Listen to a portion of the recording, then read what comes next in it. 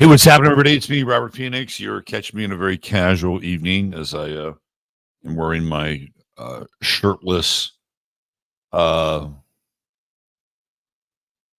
do I call it? My shirtless Rhodesia workout shirt. That's right. So this is the shirt that I wear when I work out, and I can't find my black glasses, so I'm going with the Elton John frames tonight. So there it is. Thanks for your patience. It's been a very leisurely day around these parts, and yeah, it's just it's wow. It's time for fucking Social Security,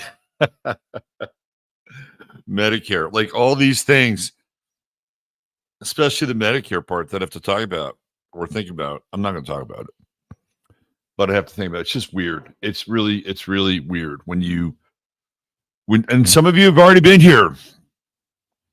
Some of you have already been here, and so next year, I guess, is like the gold watch year, right? 65 is the gold watch year. I don't know. I never really thought much about age until recently. My body started to do things that it had not done before, and it made me quite cognizant. And I started to think about, man, you've gotten a lot of mileage out of this body. You put a lot of miles on this tread. So, if anything, this weekend has reminded me of how much I need to dedicate to keeping this body online, because it's become quite apparent that without some serious focus, that it won't be as user friendly in the future. And I work out and stuff, right? But it's not like I go at it all the time. I work out 2-3 days a week, and every now and then, I go for a taco with blue corn tortillas. And I know it doesn't sound like a terrible thing, but I am a Virgo, so I have to pay the Virgo dues every now and then. Anyway, we're here. Thanks for being here, and I know you could be somewhere else tonight, enjoying the evening, doing. I don't know. What else would you be doing today or tonight right now? Probably watching somebody else on YouTube. I'll go watch another astrologer. He's on right now, right? Like that's kind of where we are in a lot of ways. So we have Peachy. Peachy's on the wing. She's playing lookout. She has a new perch, which she actually quite likes, although it is a temporary one, because it's basically 2 storage bins stacked on top of each other at the level of the window that looks into the backyard. But she quite enjoys it. Who knows? Maybe we'll get her a semi-permanent perch there so she can look at the deer and all the other wildlife. All right, let's see. Who do we have? We got DJ MC, who is living large in the Big Apple, having a good time out there. The lovely and talented one, Dr. Joan S., saving Austin one tooth at a time. And we had a great weekend. We reserved a room. Well, not really a room. It's more, well, I guess it's like a banquet room for everybody who's coming to the event on Thursday night. I've got a place where we can eat together at 6:30. So got that taken care of, and the food there is actually pretty good. It's my favorite Mexican restaurant in Kerrville.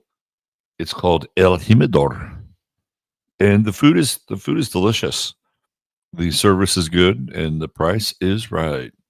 All right, who else do we have here? Christine Mose. What's going on, Christine? 29 years young, always. My man Ryan is here. CC Jones, the fantastic one, in the house. By the way, I'll be over on Locals. I always say I'll be on Locals tonight after the show. We're not going to go real long tonight, maybe about an hour or so. I always say that, and I went up going like 3 hours. No, tonight I really mean it. Let's see. Ojos Azules. Good evening. Road Trip 1981. Monica Farrow. Hi, Monica. looking ripped. Oh, I wish I could look a little more ripped. We'll get there eventually. Tom Jordan in the house, literally in the house. Mark S. What's going on, Mark S? Good to see you. Ziggurats, guns out. Yeah, something like that. Neo the Wise. Thank you, Neo. Appreciate it. Yes, become a member over on Locals. I'll be going over there after the show. Putting up a few things on Locals. There's my man, Thor by the Door, Mr. Steve. Peter Bayonne. Happy birthday and equinox. That's right. We got an equinox. We're having an equinox moment. We can all be balanced together. Anybody ever do that with the egg? Get the egg to be perfectly balanced like that? ISCCP, I think we're about halfway to her birthday, if I'm not mistaken. Thank you, Mr. Mark. Appreciate that. Need your black top hat. Oh, you remember that? Although I was shirtless that time. Yeah, I was shirtless. I was having a reaction to all the fucking rules that we were dealing with at that time. It's a birthday party. Hey, you never know. You never know. Meow's here. Neo the Wise made the sundial today. Very cool. Very cool. Thank you, Ojos. The whole street's talking about my white shirts looking so gray. What's going on, Robin? Good to see you. Astrology question. Why was my Virgo season plagued with plumbing issues? Ooh. I think we're going to get into that, Tondar, with Neptune tonight. Tonight's show is going to be a meditation on Neptune on the 29th degree. And so you guys saw the thumbnail for it. I was trying to play with some other thumbnails. And this was a thumbnail that I was thinking of using tonight. But it's not that I'm opposed to Jesus. I'm not opposed to Jesus at all. I got nothing but praise for one of the great avatars. But sometimes people, it's kind of loaded, and I was really trying to capture this essence with AI of like things that were just melting. Like everything was sort of melting. Like time was melting. There was, like we're at the final degrees of Neptune and Pisces, and that's melting. And so I was trying to go for something like that. And it's always interesting when you ask AI to make certain characters. Like, I don't know who the fuck some of these people are. I know who Obama is because I dialed him up. But everybody else, I have no idea who these people are. So AI is like that sometimes. It doesn't always give you what you want. But it will give you occasionally what you need. So I went with the other image of the fish, the psychedelic fish. There are a bunch of others that I could have used, but didn't. So this 29th degree of Neptune and Pisces is something that I've been thinking about. I mean, it really got triggered last week with something that happened on Twitter. It's just been something it's been fermenting for a while. So we'll get into it tonight. I have a little brief piece on the minor aspects, which I said we would talk about. And there's this asteroid that's going to be theoretically in orbit. And it shows up the 29th of September, and it's going to be there for 2 months, which is really bizarre. And apparently it's not the first time something like this has happened. But they came up with a really shitty name.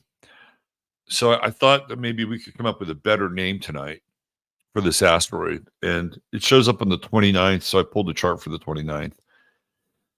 And we can look at it. But we should just name it something. The name is JTS 2024. It's like really boring. Very bland. Very, very bland. it come up something better for the squatter.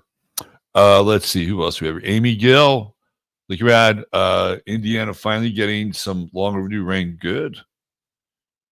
Grass and plants are so excited. Yeah, we've had some exceptional rain here this summer, better than we've had in years.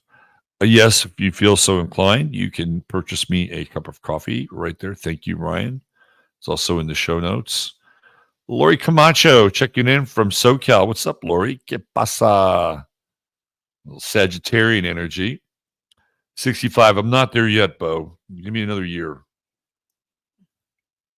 I'm not there yet. I'm going to ring 64 out for at least another 365 days. Same here, 57. Oh, Peter. Congrats, brother. Is today your birthday? Today Peter's birthday? I didn't know that. Amy's dad turned 85 today. Well, happy birthday, Papa Gill. I don't know if that's his last name or not, but happy birthday, 85. You get out to 85, you're outlasting the competition. Fran, welcome to never-ending Medicare mailings and phone calls. I can't wait. Thanks, Fran. I'll use you as my advisor. Glemma Spank is here. Hello, Glemma. SL Sully. Hope everyone had a beautiful equinox. Did anybody do anything special today? Anything equinoctial? Get a jump rope or boxing rope. A jump rope. One of the things that I have to deal with, Ojos, is I have a how do I say this? In 2007, 2008, something happened to me with my frontal cortex, and I don't want to get into the weeds about it too much, but I wound up having vertigo for about 3 months, and as the time went on, it got easier, but something about that event left me a bit impaired. So when I jump, it feels like my brain is rattling around in my head. So I don't think jumping rope. I used to be a big runner. I don't even run anymore. I do run the elliptical, and I do the treadmill at the gym. But even running, it makes the inside of my head hurt. I don't know if you understand what I'm talking about, but it's like I lost the shock absorber in my brain. And it's also done a little bit of a number of my balance. I used to be a jump roper when I was young, and I trained with my father, did boxing. Oh, thanks, Jelena. Jelena's wishing me a happy birthday. Thank you, Jelena. But yeah, I got plans. Better than the alternative. I agree, Steve. Miss Nikki's here. Hello, Miss Nikki. Elizabeth Bryan, hi. Thanks for the kind wishes. Let's see. Yes, YouTube is life now. It is. Thanks, VB. Appreciate it. Birthday on the equinox. Very suspicious. Well, that's how I was born. I came into this world on an equinox and an eclipse. So my mother was in labor while the eclipse was happening. So the moon just moves into Libra right after so I'm born on the equinox and under the auspices of an eclipse. I could probably pontificate on that, but I'll choose not to. Sharon Lewis, what's happening?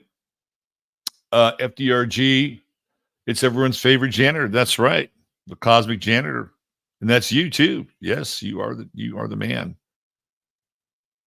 I love this from Ryan. It's a proven fact. The more birthdays you have, the longer you live. That is the common sense that this world needs. There she is, the Queen of Speed, Nora Rashid, in the house. Will you still need me? Will you still feed me, little Beatles? Denise Walker. Hi, Denise. From Tracy, hot as hell again this week. Central California. Havana Blast in the house. Leanne Ott. Hi, Leanne. Tondar, baby's in a good mood now. Should I bring Peachy on for baby? Peachy's a good baby cat. Soul Secret Surface. Hello. There she is. Rama Lama. What's up, Mishi? Susie G. I heard good things about your son over the weekend. Sounds like they had a good game. Congratulations. Everybody was, and he stayed upright, which is really good. Cheyenne Jewel. Looking forward to the Hill Country event soon. Yes, indeed. Yes, indeed. It is coming. Let's see. Jay's here. Olivia Provorce made another live. Yeah. Good to see you, Olivia.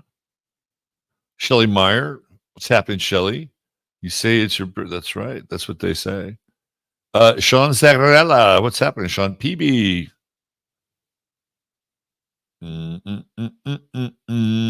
AM. I really don't like Neptune energy. You know, when Neptune went into Pisces, it really was, kind of came in with a bit of a bang. We had Fukushima right around that time. In 2011, it was 3/11/2011, right? That was Fukushima time. And that was the announcement. It was like Poseidon shrugged, and we had this major event in Japan, and that really started off Neptune in Pisces, and we're dripping. The final degrees are. You know what it feels like? I'll get into more of this, but it feels like a rotten fruit. A rotten fermented fruit at the 29th degree. I'll get into more of that in a bit. Jesus is all right with me. I wonder if Jesus got royalties off that tune. It's funny. The Doobie Brothers, they were like the Hells Angels house band. And I would have paid to have been there, literally paid to have been there when they were singing Jesus is just all right to me, at the Hells Angels house party where they were playing it. I would have loved to have witnessed that. Talk about an oxymoron. Cynthia Cluth is here. What's happening? I miss. I have Neptune in Sag in my 11th house. It's now transiting my second house. Neptune in Sag is very underrated. Neptune is exalted in Sagittarius. All you Gen Xers have Neptune. A lot of you have Neptune retrograde though, which I've noticed. I don't know why. I seem to get a lot of Gen X people with Neptune retrograde in Sagittarius. But I've often stated that Gen X has the best assemblage of outer planets. Pluto and Libra, which, once you get through the divorce of your parents and the dismal neglect of your boomer parents, you'll be fine with that. And you're the ultimate sort of peacemakers. And Libra tends to be very creative. Neptune and Sag, which is exalted, and some of you are going to get the Uranus and Scorpio, and some of you are going to get the Uranus and Sag, mostly Uranus and Scorpio, but which again is exalted. So you have two outer planet exaltations in Gen X. Come in handy. Dave Sullivan's here. What's up, Dave? Venus 1 degree plus Neptune 12 degrees. Is that a conjunction? I don't know. I used to have this theory, and I still abide by this theory. It's a radical theory. But if a planet is in the same sign and it is like 15, 20 degrees, I used to remember this theory that it was still conjunct. But it was just the energy was just not as strong. And then once you got into that 10, 9, 8, 7 degree orb, it became much more magnetic, so to speak, right? But it became much more quantified. So I would go that it's conjunct. But if you go too far out, it's probably not as noticeable. But again, I was trying to push the boundaries of definition of astrology a little bit. Let's see who else we have here.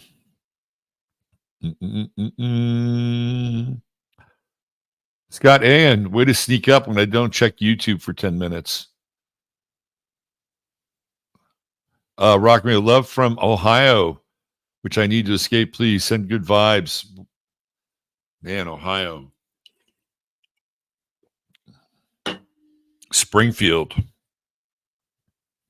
Spotlight on Springfield. Maybe we should send Rick Springfield to Springfield and do a benefit concert for the cats. And then maybe we could reform Buffalo Springfield. I mean, come on now. Stephen Stills is still alive, right? Neil Young is still alive. We could probably put together a reformation of Buffalo Springfield. And they could play a gig in Buffalo and then in Springfield. And then Rick Springfield can open. I like that idea. Save the cats. Who else do we have? The woman who runs with bulls. How about Avatar for Asteroid? We'll throw it out there. Avatar has a nice ring to it. It's giving the asteroid a lot of power, though, when you think about it. July 23rd was Peter's birthday. Okay, Peter. Thank you for the clarification. Ability. I remember playing something for you now. Not me personally, but something in YouTube's catalog. Kelly B. Hi, Kelly B. Look at that. Big Dave turning 70 on the 25th. Woohoo. Look at that. Dave, you got to come in for Astro Weather on the 25th. We'll play you a song. Let's see. Moon Sprouts. Spent the day in the garden. Nice. Mark did a labyrinth. Beautiful. Ojos harvested some tatsoi today. Look at you guys. Dina, yes, went on a long hike in the forest. It was a beautiful stroll. Look at that. Susie G, I was moderating my friend's channeling stream, and we were hit by bots. Uh-oh. You had a bot attack. You got to stay on top of those. AM. Thank you, Denise Walker. Don't forget to like and the bell and subscribe and share the show if you like it. Oh, I totally understand. Robert Fingers, 11th house. I have vertigo also from an injury. It's not that I have total vertigo, but I have some lingering effects of what happened.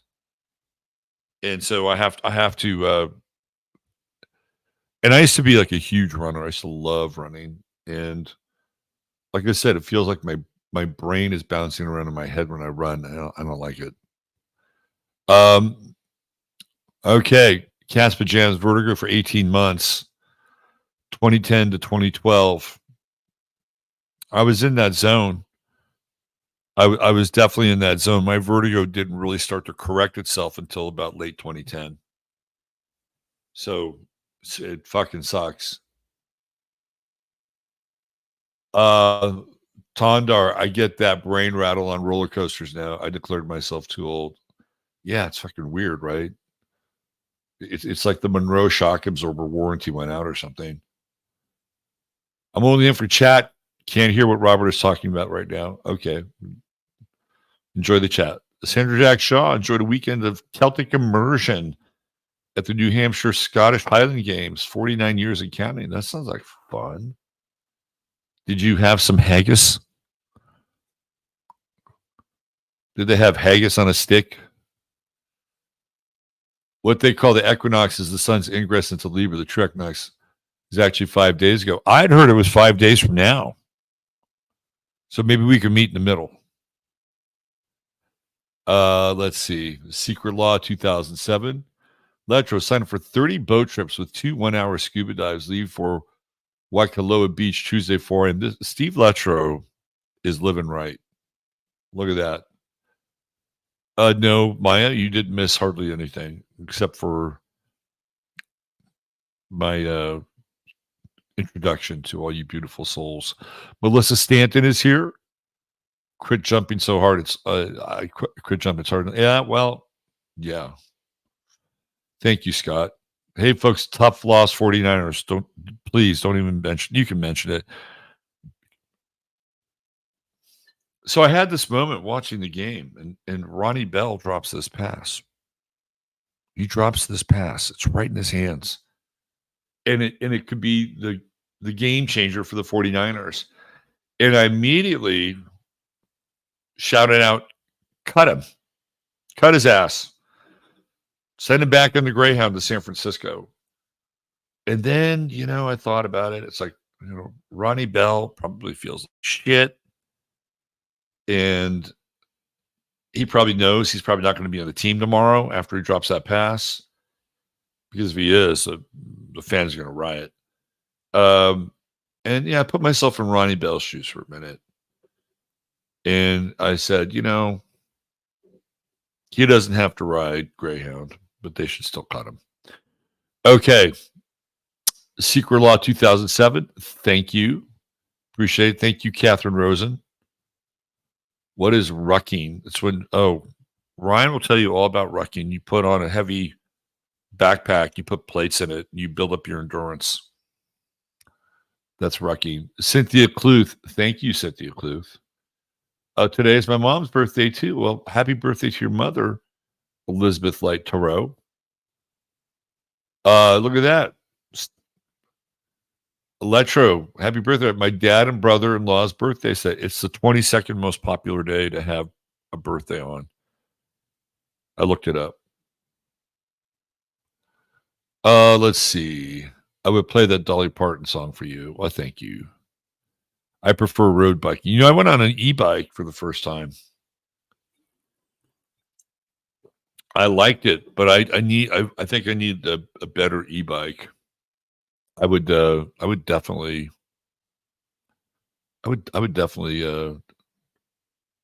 do it again. Thanks, California Country. I appreciate that. Let's see. Who else? Sean Zagarella. We know who you are from Georgia. You're undercover. Sean, you're undercover. I'm trying to do a Christopher Walken. Sean, you're undercover. I'll get Walken one of these days. I'll get him one of these days. Jasper. I think Jasper's in The Crown. Michelle Taylor in the house. Look at that. Hey. We got the Cosmic Cowboy, Kenneth Dungan here. Kenneth was a guest on our show, if you guys recall. Good to see you, Kenneth. Aaron L. Thank you, Aaron L. MB, thank you for the birthday wishes. Appreciate it. Shelly Meyer. Hi, Shelly Meyer. Thank you. I get hoodwinked by Neptune a lot. Yes. Yeah. I'll share some Neptune stories with you. Neptune enters Pisces, cause more wet farts too. Sam, that is headline material. That is New York Times headline material. Yes. Darts increase with Neptune ingress into Pisces. Baby was born on that Jupiter-Neptune conjunction. She has love for that is a beautiful conjunction. Neptune is magical, but also like being lost at sea adrift. It certainly can be. Absolutely. Let's see. We'll get into some Neptune tonight. Love me some Doobie Brothers, and of course, Mr. Blue-Eyed Soul, Michael McDonald. He gave the Doobie Brothers a real boost, didn't he? The Doobie Brothers, it's funny. This is a really interesting question. So, Tom Johnston leaves the Doobie Brothers. And then they bring in Michael McDonald and Jeff Baxter. Are they still the Doobie Brothers? I could make an argument that they're not the Doobie Brothers.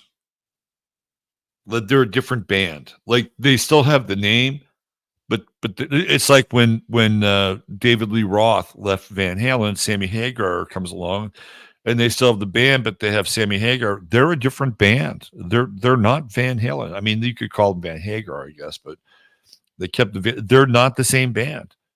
And I would also say that the Doobie Brothers are not really the Doobie Brothers with Michael McDonald.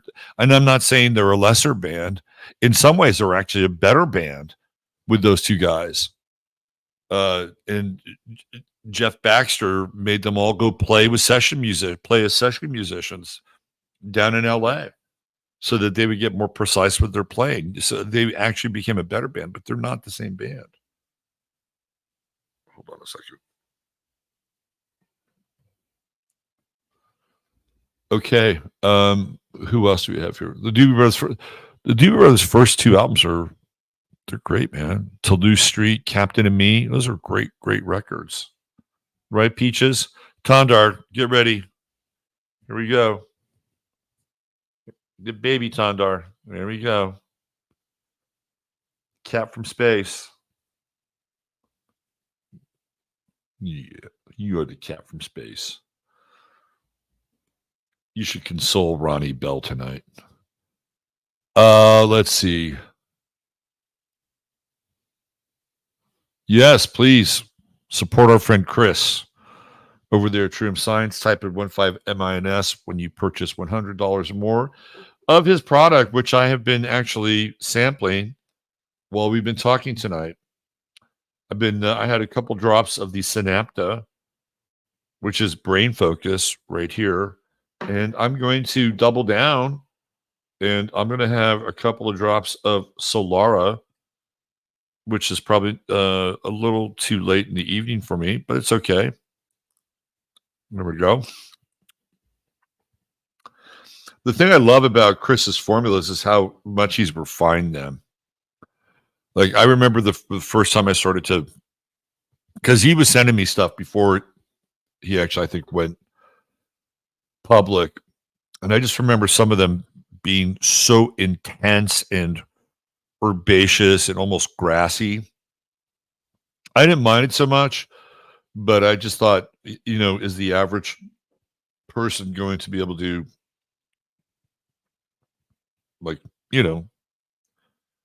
appreciate that on an aesthetic level?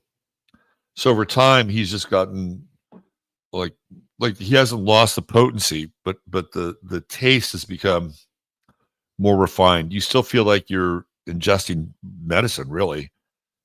The Doobie Brothers were in every big stadium concert in the 70s. Yes, they were. Long Train Running, great song. You know what one of my favorite Doobie Brothers songs is? Was it Another Park, Another Sunday? I love that song. 73 Gen Xer. There you go. Love my Gen Xers out there. I love all the generations, although sometimes millennials, sometimes they're a bit of a handful. I got a funny story for you. When millennials go through the fire, when they finally go through the fire, like they are invincible. They're really invincible, but they have to go through the fire. So my son and I were in Chicago, and he's got an IG page. And I guess we went past something, and he put it on his IG page in Chicago. And I don't know how this works because I have an IG page, but I never use it. Some gal is in Chicago and she sees his post and starts chatting with him, while we're in Chicago. I'm like, oh, I'm glad I wasn't around when they had these tools because I would have been in big trouble. Really, really big trouble. So anyway, he goes back to Arkansas. And apparently she's very into astrology. And this is what I've noticed about Gen Z. They love astrology. So I said, okay, give me her coordinates and I'll send you something. So I'll send them a report on her so he can actually read the report and then pass it along to her. It might be helpful for him. Just saying. Right. Just saying. Okay. Let's see. I have Neptune and Sag retro 10. It's weird. It's like a lot. I don't, because Neptune goes retrograde consistently every 15-year cycle. It's not like it's in retrograde any other, like we've had Neptune now in Pisces, and it'll have gone through the same length of retrograde cycles that it did with Neptune and Sag. It just feels like the people that come to me have more Neptune Sag retrograde. I don't know why. Sun Trekker Thompson is here. What's up, Sun Trekker? Michelle Gibson is great. She is great. I should have her back on the show again. I am Gen X 1960. You're kind of kicking it off there, right there. The thing with Gen X born at that time is you've got Pluto in Virgo and Uranus in Virgo, and you have Neptune in Scorpio, right? So you still share outer planet commonality with people that are born in like 1961 who would not be considered classic Gen X. But I'll tell you what you do have. And I would say you would qualify as Gen X. So that's okay. I'm just breaking it down so that you understand, people understand the demarcation. But tell you what Cynthia does have is there's this brief window, 1965 and 66, where Chiron and Saturn are conjunct in Pisces. And nobody else has that. Like, it's a very brief period. Some people have Saturn in Aries and Chiron in Aries in some degree of conjunction, but it's this Chiron, Saturn, Chiron, Pisces conjunction, which not a lot of people have, but it's during this time, right? 65, 66. And I'm still trying to understand like the personal import and meaning of that, because usually when you look at Chiron, now it's a bit different. So now we have Uranus in Taurus, and it's going to go into Gemini, and I think Chiron in Aries will be still around. But normally Chiron has been in the opposite sign of Uranus for a long time, and that changed, right? So if you go back and you look at your chart, Cynthia, you'll see that there's a Chiron-Uranus opposition. A lot of people have that, but because of your chart, you also have the Pluto conjunction with Uranus, and more than likely the Chiron opposition, and then Saturn opposition as well. That's a really tricky opposition and conjunction. And I've worked with people around it, and it's I'll tell you the person who has that, where because we look at people in the mundane world, because we understand perhaps by their actions or what they've done that we can kind of wrap our hands or wrap our heads around what a certain aspect looks like. So Jimmy Dore is who I'm about to reference. Jimmy Dore, if I'm not mistaken, because Emily and I looked at this chart, Saturn and Chiron in Pisces, and then you've got the the Pluto and Uranus opposition. So if you look at Jimmy's like arc, right, like Jimmy Dore's arc as a person in public life, he comes on the scene and he's really all about Bernie Sanders, right? He is the epitome of a Bernie bro. He loves Bernie. Jimmy's big thing is what? Universal medicine, universal medical care.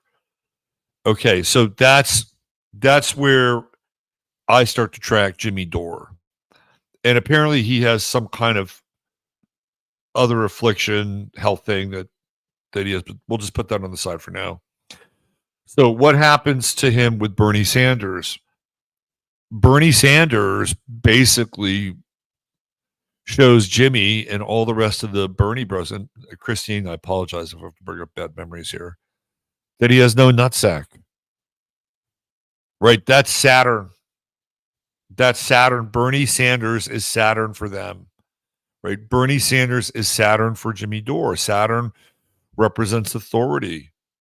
And when you get into Aquarius and Pisces, in terms of political models, you're moving into socialism and what I would call communism, right? With both of those signs. And Bernie clearly is a socialist, right? He's a socialist. So he's standing for the things that Jimmy believes in, but then he finds out that Bernie is kind of like everybody else. And that's where Chiron comes into play, right? So Jimmy sees Bernie Sanders as a wounded authority figure who cannot deliver. That's and so what that does is it changes the arc of Jimmy Dore's life. He moves away from being this dyed-in-the-wool Democrat who wants socialized medicine. He still does, but he's been, he kind of had his cherry popped, right, with Bernie Sanders, and he talks about this. And then what does he do? Jimmy Dore gets vaccinated. And again, when we look at Saturn and Chiron in Pisces, with Pisces, you know, we're looking at drugs, and you know, Big Pharma is in there. Big Pharma is in there with Pisces. So Jimmy gets vaccinated, which I find to be mind-boggling in a lot of ways. I mean, I understand he's going through this awakening, and his awakening is really spurred on by the fact that Bernie Sanders can't stand up to the Democratic Party while he's having his presidency stolen from him, not once, but twice. So he's dealing with a wounded authority figure in Bernie Sanders, but then it crosses over and goes into the medical side of things by getting vaccinated. And I'm not clear on how many shots he had, one or two, but now all of a sudden he has become, he's clearly not a Republican. He's even admitted he won't vote for Donald Trump.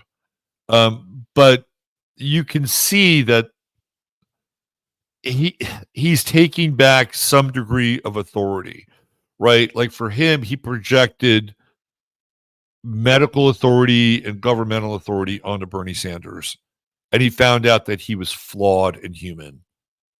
And now I think Jimmy is starting to understand that more. And again, I don't know, maybe he had to go tour with comedy or something.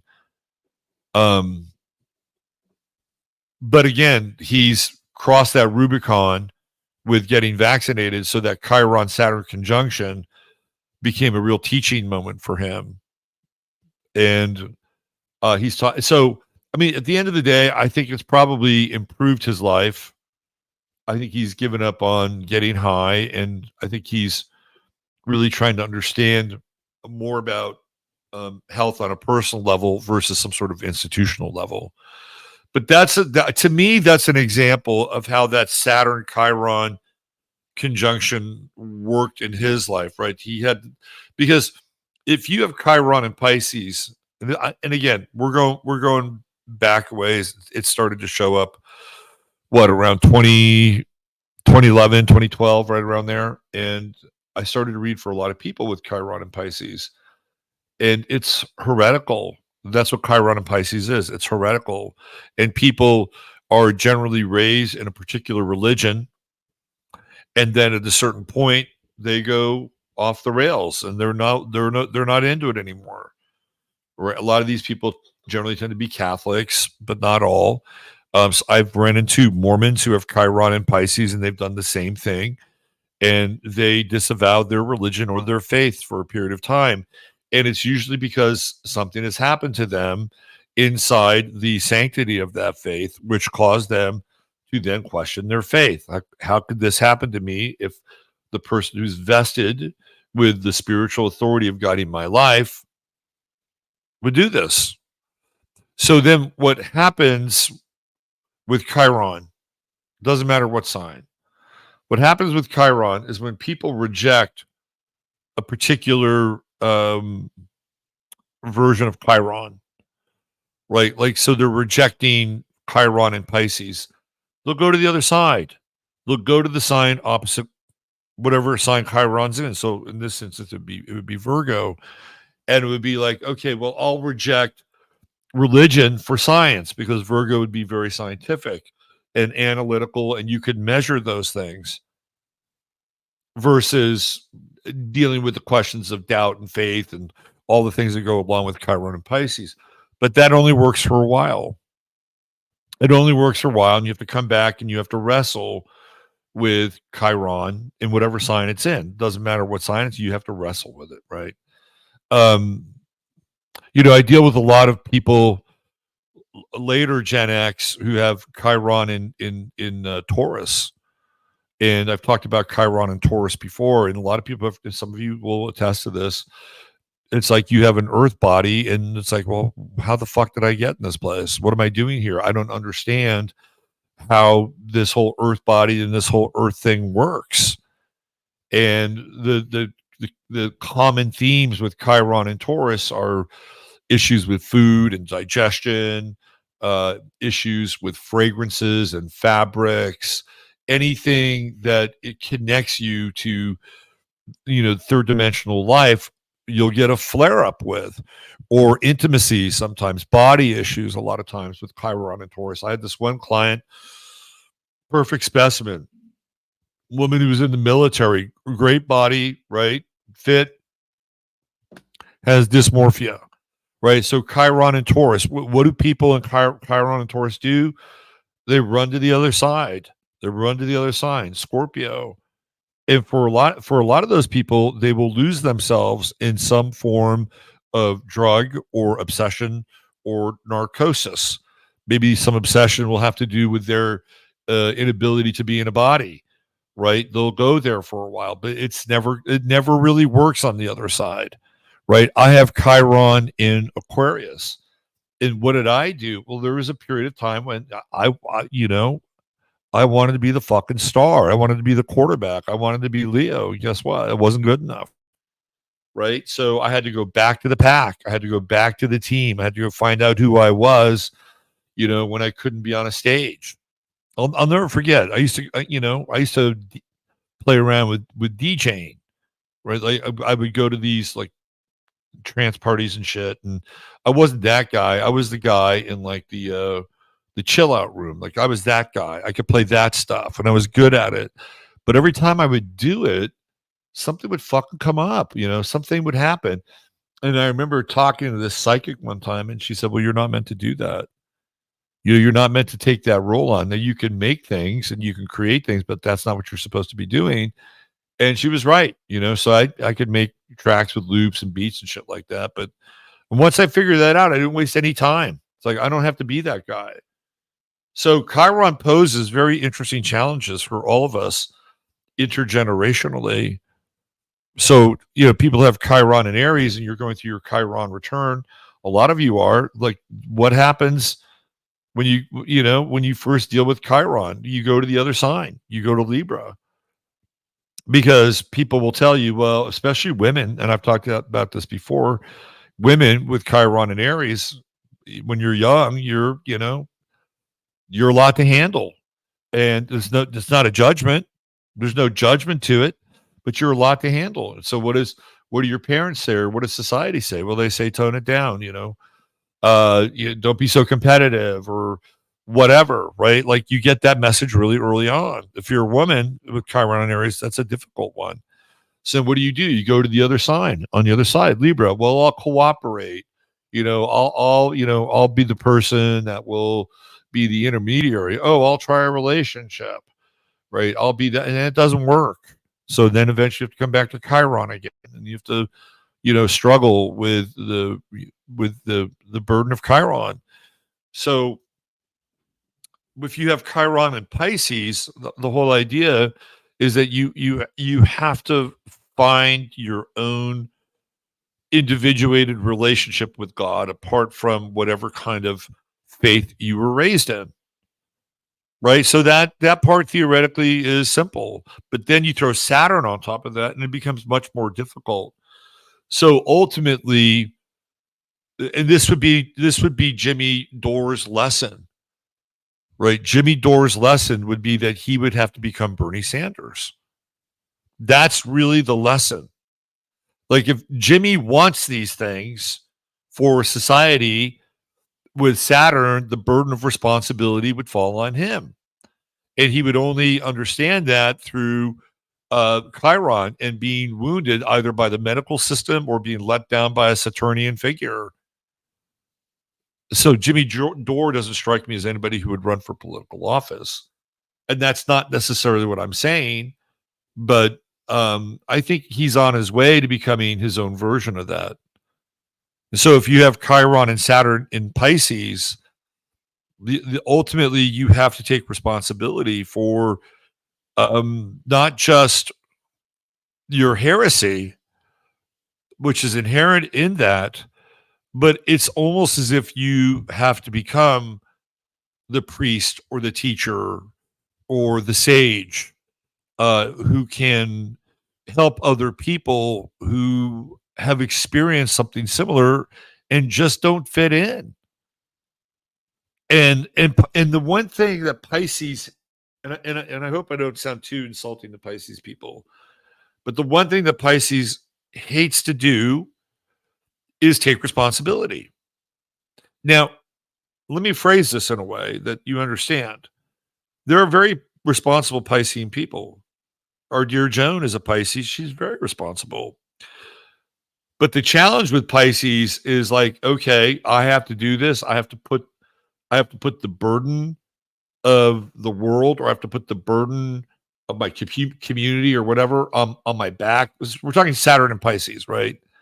That's very difficult. It's, because by and large, the sign doesn't want to do that. And with Chiron there, it's almost as if, well, if I don't do it, no one else will. And it's one of these really obscure conjunctions that happens between 1965 and 1966. And oftentimes it will also again be triggered by a very deep healing crisis, a very, very deep healing crisis in which you will have to reassess and reevaluate your own physical well-being, what you assent to, and how you're going to manage it from that point forward. That's exactly what Jimmy Dore is doing. So, that's how astrology works. We see these things. Okay, well, who do we know that's going through this, or where is there an example of this out there in the world that we could take note of? So last week it was Twiggy's birthday, and I was looking at her chart. I'm like, okay, did Twiggy have an eating disorder? Like I was curious about that. So I went online and I typed in, did Twiggy have an eating disorder? And the answer to that question is absolutely not. And she had she said that she ate like a horse and couldn't keep anything on. So I'm looking at her chart. I'm like, okay, I get this now. I get it now. She's got Mars Moon conjunction in Leo in the first house, and they're separated by 0.22, like 0.22 minutes, right? It's not even like 1 minute. It's like right on top of each other. So the first house is your body, right? It's how you move your energy. It's how you appear to the world. Well, she's got this hyperactive Mars Moon thing going on in her first house. And then she has a semi-sextile with Uranus in the 12th house. There you go. And the Uranus becomes like a turbo engine. And then there was somebody on it was Butterfly Effect Astrology. She came in and said, no wonder I can't gain any weight. I have the same aspect. Now, albeit in different houses, but she has that Mars Moon conjunction square in Uranus. Can't get over 95 pounds. And so it's not in the first house, but it is metabolic, right? That's what Mars does. It's like burning. So we can see these things. The same thing with Mama Cass Elliott, born on the same day as Twiggy. Jupiter in the first house, air sign Gemini, but what's he doing? Squaring the moon, squaring the sun, squaring Neptune, all in Virgo. So she's going to overindulge. And that's not an aspect, even when it's in Gemini, it's not an aspect you can overindulge with, because your overindulgence will stay with you with Jupiter in the first house. If you have Jupiter in the first house all by itself, you got to pay attention to what you put in your body, right? You got to pay attention. I've got Jupiter in my first house in Sagittarius. If I don't watch it, man, I'll fucking blow up like a dirigible.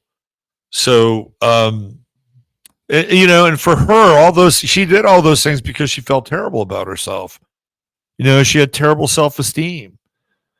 All the people and the mamas and the papas were kind of out to get her. And one of the guys she was hopelessly in love with, she had a Venus-Pluto square, and she couldn't shake Denny Doherty, one of the guys in the band. And so when he's off like banging other women, what is she doing? She's partying, eating, drinking, because her self-esteem sucks. But she's funny. She's hilarious. She would have been a star today had she been. She was a star then, but but the body thing was much different back then. Much, much different. If she was around today, she would be a superstar.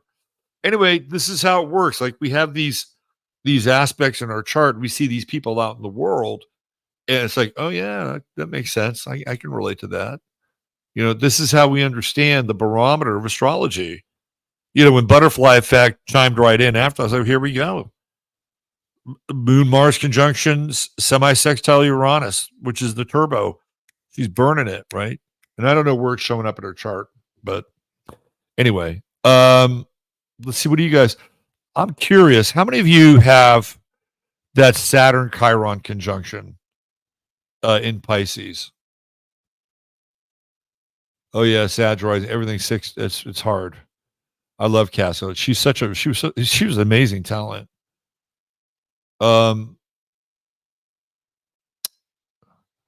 No, I'm a Virgo, but I have 3 planets in Libra. Who has the Chiron Saturn conjunction I'm talking about? Do any of you guys have that? Seems Twiggy's moon make her hungry, but that Mars is for food away. Oh man, she tried. She tried to eat. Let's see. We were all skinnies in the 60s to 1999. Yes. Thank you, Claire, for the birthday wish. Okay. Does anybody have that Chiron Saturn conjunction I'm talking about in Pisces? Let me go through this. Brian Wilson was chubby. Yes, he was. Thank you, Catherine. All right, Cynthia. All right, Cynthia has this, which is how we got started to talk about this. And Joan W has that conjunction. Okay. Is anything that I'm talking about with this ring true? With this Chiron Saturn conjunction in Pisces? And then, of course, Pluto Uranus opposition on the side, usually a health crisis, healing crisis, and you have to take care of business yourself. Like, you have to become your own priest, your own healer. Has that happened to you? And Lilith and Pisces too. That's interesting. Your brother has it. I'm just curious. as to if you experience that. Oh, thanks, DJ Pebblestone. She's going to be with us, cutting it up, jamming. It'll be good. Could Saturn on the ascendant cause the opposite? Yes, absolutely. Saturn on the ascendant, people tend to be much thinner with Saturn on the ascendant. So I'll give you a classic example of this. So my ex-wife was having her Saturn transit through her 12th house. I'll leave out some of the personal details, but let's just say she decided that she wanted to get healthier across every single platform of her life, right? She changed everything about her lifestyle, including her liquid intake. Okay. And as soon as Saturn crossed that ascendant, right? Like, so she's basically dealing with this Saturn 12th house transit, which we talked about a couple of years ago. As soon as Saturn crossed that ascendant, she began to lose weight. And how did she do that? Well, she cut back on the things that were causing her to gain weight. And then she started to work out, right? And that's what that Saturn transit on the ascendant does. It's about austerity. It's like, I don't need this. I don't need this. I'll cut it out. I'll cut it out. I'll cut it out. And then what happens? You find out you have more energy when you cut those things out. Oh, maybe I'll keep going. So to your point, I think Madeline brought this up. Saturn on the ascendant potentially could be related to an eating disorder, but in a different kind of way.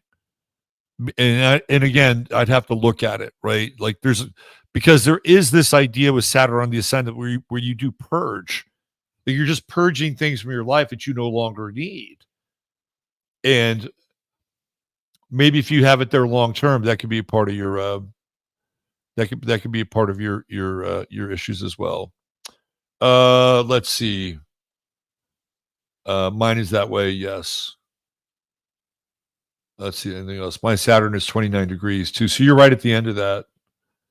So Joan W., you have a chart. I did a reading for somebody on Friday who has that chart with Saturn at 29.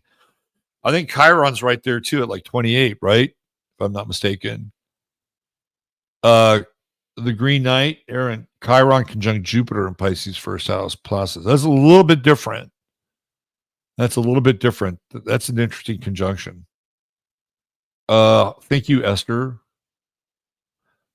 Yes, it is transiting your 12th house. Indeed. Okay. Let's see. Diet. I like that. That's true. I have Saturn Chiron conjunction in Pisces. I'm very focused on fitness as I'm an Aries sun. Virgo rising. Interesting. Great word, austerity. Yeah. What about Saturn square ascendant transit? Depends on Saturn, what sign it's in, and what. So if Saturn is transiting your ascendant and it's in Pisces, so like what are you kept? What would that be? It would be Sag rising. Are you Sag rising? Sag rising. Saturn squares to the ascendant are good. They're good. I'll tell you why. Because what happens is that if Saturn is squaring your ascendant from, let's say, the 4th house, okay, it's like a check-in to see how well you were doing since Saturn crossed your ascendant, right? Like it's one of those times where it's like, okay, did you do the things that you were supposed to do when Saturn was on your ascendant? And then now coming into your 4th house, are you ready for the challenge of Saturn in the 4th house, which by the way is usually moving? If Saturn is in the 10th house and it's squaring your ascendant, the square that's probably more important is the Saturn conjunction with your descendant, because that's where it's coming from. And so you're settling your relationship issues before Saturn climbs to the top of the chart so you can make your mark in the world. You have to be in the right relationship, right? So this is an interesting thing about astrology. We could talk about this. This is actually a really good thing to talk about. So let me bring up a chart. And let's get into, we'll get into now. Let's do right now. So I'll bring up a chart right here. Okay. So let me get in here and do this. All right. So here, okay. This is what I'm talking about. So let's say, for instance, this happens to be your chart, and Saturn is here, right here, right? It's rising. Here, let's go back even further. Let's go to that Saturn transit of the fourth house. Very important transit. 99.9% of the time when Saturn transits the fourth house, people move. Why do they move? Well, Saturn is clearing out the energy of the fourth house. That's number one. And number two, the whole idea is that you need a solid foundation for where Saturn is heading. So let's say, for instance, Saturn is doing this transit and you're 30 years old. Okay. So you're going to need a solid foundation with Saturn going through the fourth house. Why? Because eventually it's going to emerge 14 years later on your midheaven. So that would be, it would make you 44, right? So this is important. Like it's at the nadir. So you have to build a foundation with Saturn. When it goes into your fourth house, if you're renting, you'll buy a home. If you own a home, you'll get a bigger home. I remember one time I had a client, I told her, I said, listen, Saturn's going through your fourth house. I've done this for a long time. 99.9% of the time people move. And if they don't move, they have to completely redo the foundation of where they live. Literally, they have to redo the foundation. They have to have more, improve the conduit, the plumbing, everything. And there will often be also the building of another structure on the land, like a grandmother cottage or something. Like that's the rare instance when you don't move. And so this person said, "Oh well, we're redoing our house." I said, "Okay, well, there's still probably a good chance that you'll move." Oh no, we're just redoing our house. This is a nice person too, by the way, a good person. And guess what? They wind up moving, and they are still in the place that they moved to in order to have their house redone. Right? So Saturn transiting here is like vitally important. Now, when you get to the seventh house, again, we're talking 7 years later. This is really important. Why? Because this is when Saturn comes in, and if you are in a relationship, it is a reality check. Do you and the other person share the same values? Do you and the other person share the same values? So I don't have a problem telling this story. It's a very interesting story. And the reason I don't have a problem telling this is because this is a public person that I'm going to tell the story about, and people kind of understand that this person changed relationships. So this has to do with Regina Meredith. And Regina, I was in Boulder, and she was going to interview me for her show on Gaia. It was the first time I had been to Gaia. This is before I did my series on Gaia. So Regina and I meet at this cafe, and I immediately like Regina, right? She doesn't even have to open her mouth, and I already like her. And we sit down, and we start talking, and blah blah blah blah. And I would say about halfway through our little breakfast meeting before we go off and tape the show later that day, I asked her, so what's your sign? What's your rising sign? She says, well, I'm a Taurus rising. I'm a Scorpio sun. And I'm like, and I knew where Saturn was. Saturn was in Scorpio.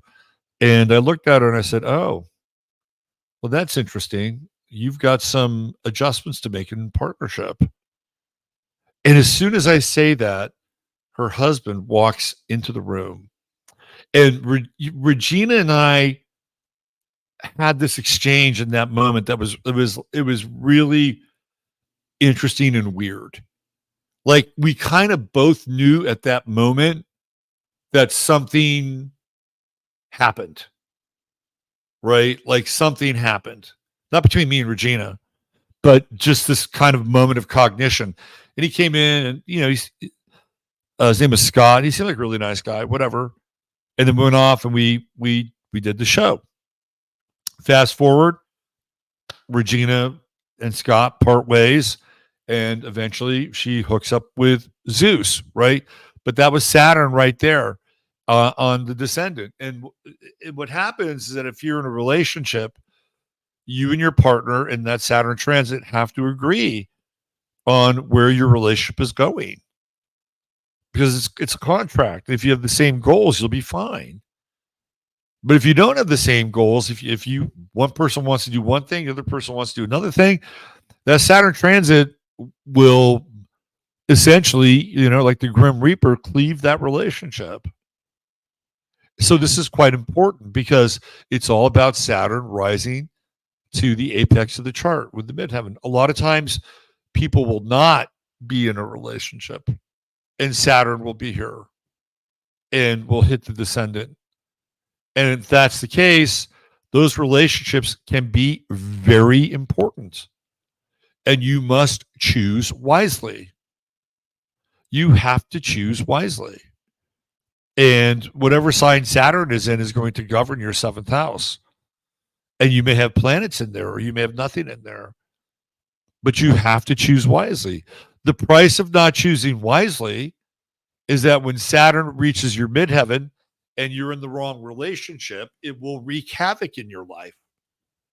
So you could be poised for all of this success, but if you don't have the right partner, then that's problematic.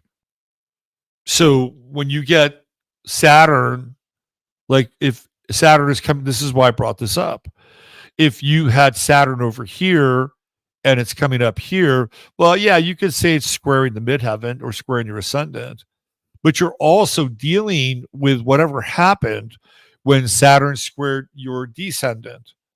And if you made the right choice, great, right? Great. That partner will help you. If you made the wrong choice, it's problematic.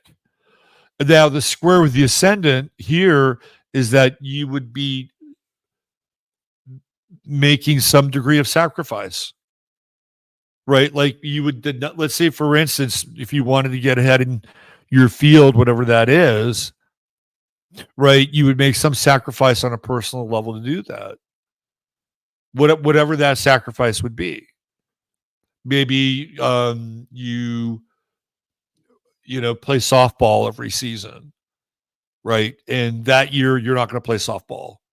Why? Because the workload or the thing you want to accomplish is more important than some kind of self-expression, right? So, and again, it just depends on where Saturn is. So if you have Saturn coming down here in the fourth house and it's squaring Saturn over here, it's basically what you're doing is you're looking at, okay, well, how well did I navigate this 7-year journey?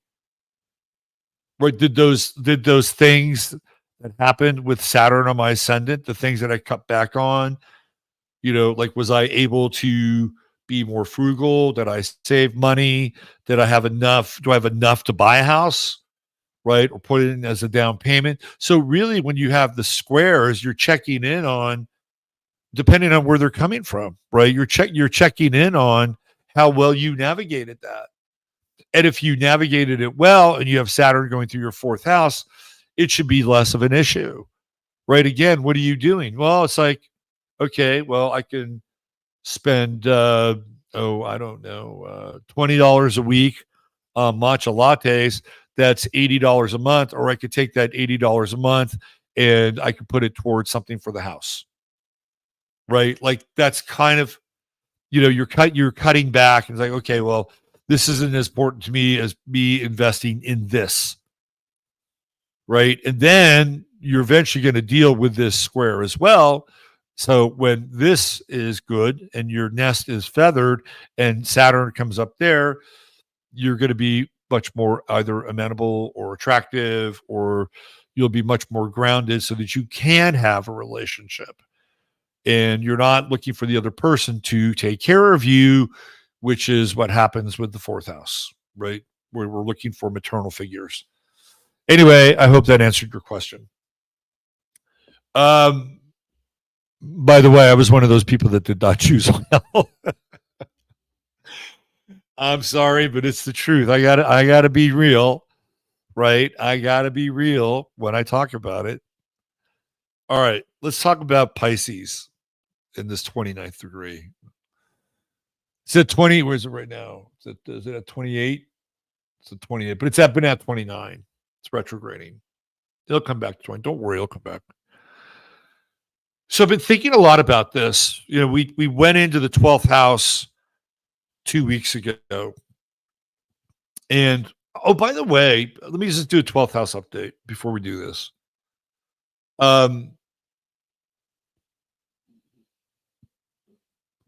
I watched Tucker Carlson's interview with JD Vance. And part of the thing that I did with JD Vance, of course, I deconstructed his path, which when you look at his path, it's like, okay, this guy has had this thing kind of laid out, right? Like he's kind of had this thing laid out, very Obama-esque in some ways. And I brought that up a lot. We did a very deep dive on JD Vance. You know, JD Vance has his son. He's a double Leo, and he has a son in Leo in the 12th house. Other than him going over to the reporters on the tarmac and talking about Kamala Harris, because they were both there at the same time, which was weird. I really hadn't had a lot of like public sort of visceral information coming back to me from JD Vance. And I saw the interview he did with Tucker. And there were a couple of things that struck me about JD Vance that I thought were interesting. Number one, his use of the word man. And I use that word a lot. I will, you know, like we used man in a different time.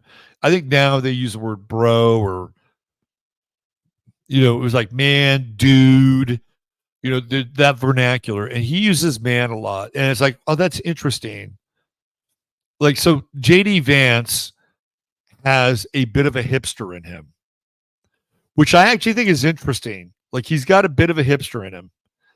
And he mentioned Donald Trump 4 times. He called him President Trump once. The other 3 times he called him Trump. Like, you know, I've talked to Trump about this. And so there was this thing about JD Vance that was very conversational and kind of off the cuff. And the word that I would use was cool. Like he had kind of a cool vibe. And I thought to myself, well, what would happen? Because I do think if Trump gets elected, whatever happens, my prediction is JD Vance will be president before Trump's term is over. And that has to do with JD Vance's son being right on Trump's Pluto. So I have put that stake in the ground, right, with JD Vance, if it happens. And I thought to myself, well, what kind of leader would JD Vance be if he became president of the United States? And we already had Joe Biden, whose son is in the 12th house. And we already had George Bush, whose son is in the 12th house. Let's look at those presidencies for just a second. Whatever you think of George Bush, and George Bush Jr., I don't like him. I've never liked him. In fact, I don't like to use the word hate, but I could use that word for him. I actually hate him. I don't care if he's a doofus and he was abused. I don't care. 9/11 happened on his watch. And that is there are things about George Bush, whether you like him or not as a president, these cultural, iconic, and in some ways archetypal events happened on his watch. We will always remember George Bush with 9/11, no matter what his legacy is as a president. And right now, I think based on who's telling the story, the jury is out. For me, it isn't, but for who's writing the narrative, the jury is out. Like I don't think Bush gets nearly enough heat for 9/11. Not only that, but he's got the whole housing thing that happens at the end of his presidency, sort of the interregnum between him and Obama. Plus, he has the whole Y2K thing, which he doesn't really inherit because I don't think he becomes president during that time. It's right. They wind up much later on, eventually inaugurate him. That happens before, but it's still kind of on his watch. But when he becomes president, all the tech stocks collapse. So there are these things that are connected with Bush for better or worse. He's also very into the mega church community, right? Which again is very 12th housey. So he has all those elements, and 9/11 is really the thing that, in a lot of ways, defines him. So now and he had two terms. So now we have Biden. So what defines Biden? He is the first female vice president. Whatever you think of that election, right? It's kind of iconic. And he is the portal to Kamala Harris. Not only that, but the whole Biden thing is so fucking 12th house that it's almost like he really should be in assisted living, right? Like he's the first assisted living president. And I guess Jill is signing all the documents now.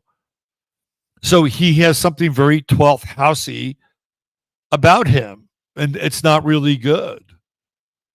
It's not good. And now we have JD Vance with this son. But it's different, right? Like George Bush's son is in Leo.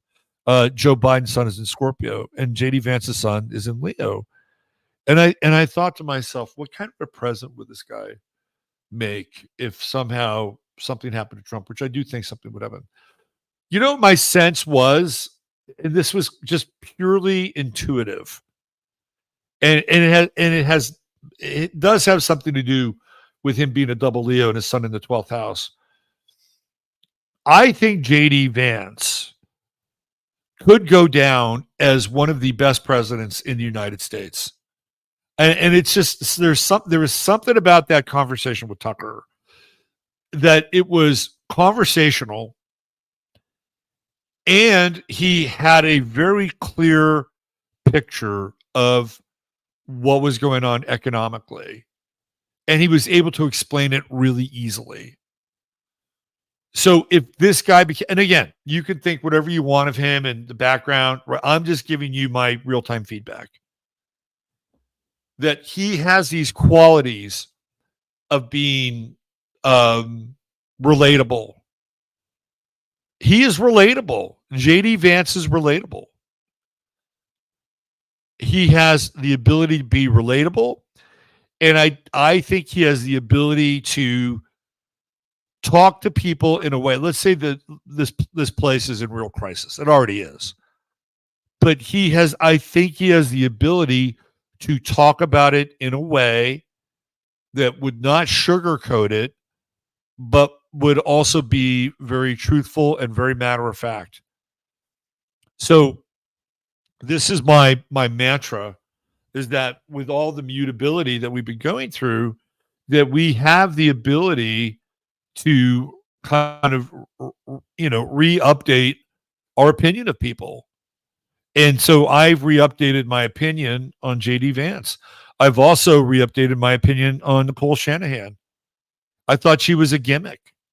I thought she was just a gimmick in money bags for RFK2. And after listening to her and watching her, I've updated my opinion on her. And I think she is somebody that's very interesting and understands things at a high level, and has some resources behind her where she actually might be able to make a difference, especially if we're talking about food, right? So I shifted my opinion on her, and I've shifted my opinion on JD Vance.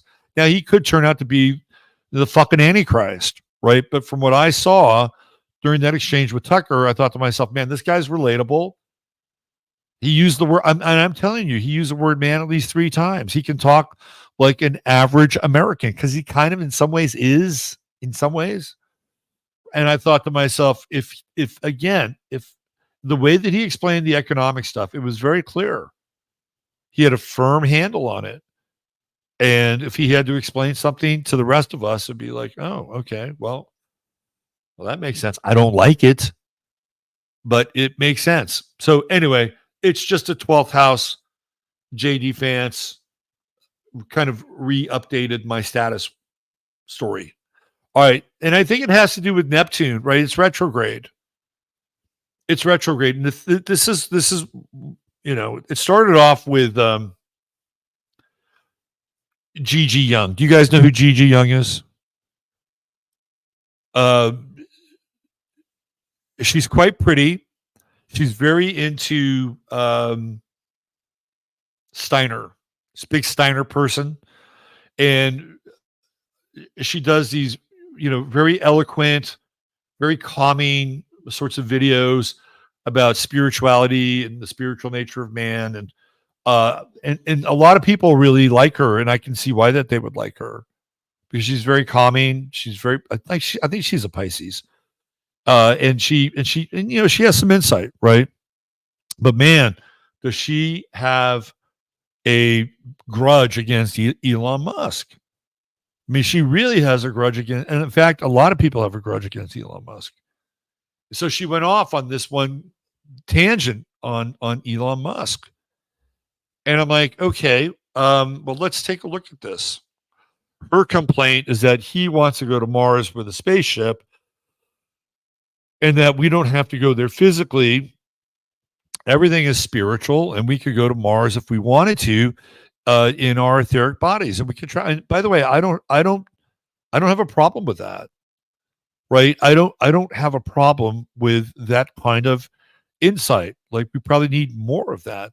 And at the same time, she's on Elon Musk's platform. She's got a blue check mark. She's using the platform to build views, build a viewer base, send people to her YouTube, and then purchase whatever kinds of courses or donations. And I'm like, okay, well, that's interesting. You're here not every day, but a lot of the time she's like really, going after Elon Musk, who, by the way, has a 12th house sun. And she's basically brandishing him, the Ahriman, right? He is the Ahriman who is going to use technology to enslave us. Well, she's not the only one. David Icke is doing the same thing. But again, he's using Elon Musk's platform. He's got a blue check mark. He's got a new documentary out. And boy, is he promoting that on Elon Musk's platform. So I find it interesting that these people are going after this person who basically has given them free reign to say whatever the fuck they want, even if it's not in favor of him. Right? Like, I don't know. David complains he's shadow banned. I don't know. I don't know if I get his shit all the time. Not shadow banned to me. So I'm thinking, well, this is fascinating, right? And I began to think about people like Whitney Webb, and I began to think about Derek Brose and James Corbett and all these other people, and some of them are quite good. Like Whitney Webb is a great researcher. I think we can all agree upon that. I don't know what her modus operandi is, but she's a great researcher. And what was really interesting about Whitney Webb is there was this guy, clearly this guy who criticized her he's not like me. And that's okay, right? He's much more in sort of the progressive, liberal, pure progressive. Like, he's not a fucking blue hair, right? He likes her research, but he even commented on her and the black pill thing. This is without me, right? He commented on that, and he says it's getting to be a bit tiresome. And this is so, and so I basically said, well, yeah, my issue with Whitney is that she'll bring this up and she'll get to this place where all these things she's talking about are problematic, but that she has no solutions for any of it. And then he said, well, she's a great journalist and she shouldn't have to have any solutions if she's just doing journalism. But she wanders into this activist mode, and that's where she gets into trouble. So he was actually agreeing with me on this one point that I was bringing up, right? Anyway, it's not just her, it's a group of people. And it's not just the black pillars. Like there how do I describe this? It's where we are now. Like at 29 degrees Neptune and Pisces, nobody's pure. Nobody is pure. Nobody is perfect. There is nobody that's perfect. Right? Everybody has flaws. Everybody has flaws, and some have bigger flaws than others, obviously. And when I think of the 29th degree of Pisces, I think of the crucifixion. It is the crucifixion degree. Because when it moves into Aries, it's the resurrection, right? It's the spring. It is the new energy. It's Easter. I mean, these things happen in a particular way at a particular time of year in the Northern Hemisphere for a particular reason. And this is what we're talking about. So we are in this metaphoric time of crucifixion, which is why I wanted to use one of those symbols of Jesus. A metaphoric time of crucifixion. Nobody's perfect. And everybody wants somebody to hang, right? Everybody wants somebody to hang. And now we got P. Diddy. Now we got P. Diddy. P stands for pinata, right? And everybody's going to start taking whacks at P. Diddy. This is interesting. Now, who is P. Diddy? P. Diddy's not Jesus. I can tell you that right now. Maybe he's Barabbas. Who knows? But everybody's going to start to go after P. Diddy. Just wait. Now, not everybody is going to get caught in the fluvial waters of the dam bursting with P. Diddy, because there are very important people. Well, not to me and you. They're not important to us, but they're important people in the world of commerce, banking, media, entertainment, who will have their names scrubbed from a lot of those things. All right, so you'll have lower level people that'll be involved in this, and we haven't even talked about P. Diddy being Epstein, and we know that Epstein didn't kill himself, right? But this is the guy, right? They're giving us P. Diddy now with Neptune at 29. I think it started at 29 Pisces. Here you go. Here you go. Here's your guy.